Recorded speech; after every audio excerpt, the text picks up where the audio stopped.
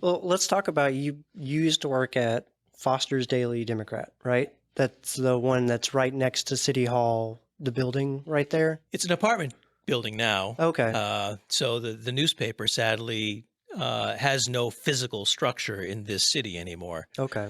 So it's Uh, only online? their office, there is an office in Portsmouth. The company that ended up buying Foster's Daily Democrat, which happened shortly after I left.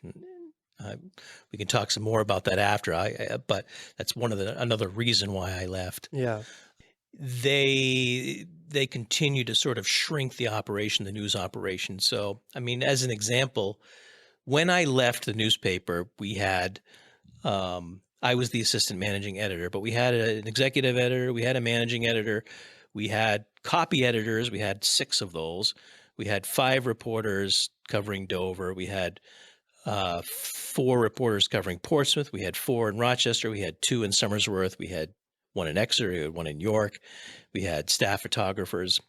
Today, Foster's has 1 reporter who is covering essentially the entire territory that all those reporters covered Hmm. just, some 10, 11, 12 years ago. The news industry changed dramatically, Yeah. obviously. So that makes it a bit of a challenge too, where they have one person covering what maybe 20 people covered. Yeah. So Man. it it puts us in an interesting position too as a city because we distribute a lot of press releases to the media. And sometimes that's the only way the media is going to get that information because they don't have reporters out there actually covering all of these stories. And I think that's a problem. I mean, because as much as it's important that we're able to get that information out to the media and to the public, there is an important role that local journalism plays that once gone cannot be replaced. Hmm. And they serve as a watchdog, and an important one at that. And without that, without that kind of oversight, governments can get lazy.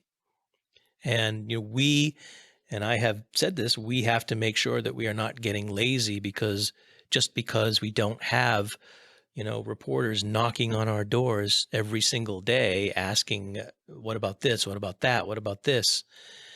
So we have a responsibility to get that information out, but we also have a responsibility not to be lazy about it Yeah. and make sure and my staff here, we will have conversations about, well, what would the newspaper potentially be writing about this or want to know about this, and how can we get that information out there? Yeah.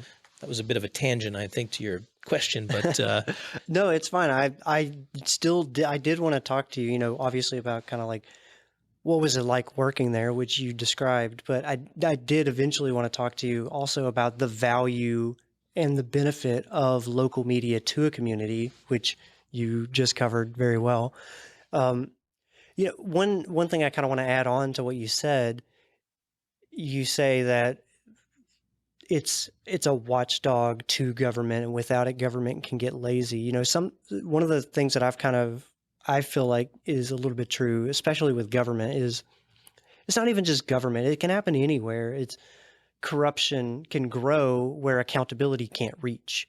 So give anyone a job and then take away the accountability for that job, and this person will stop doing the job to the standards that are required.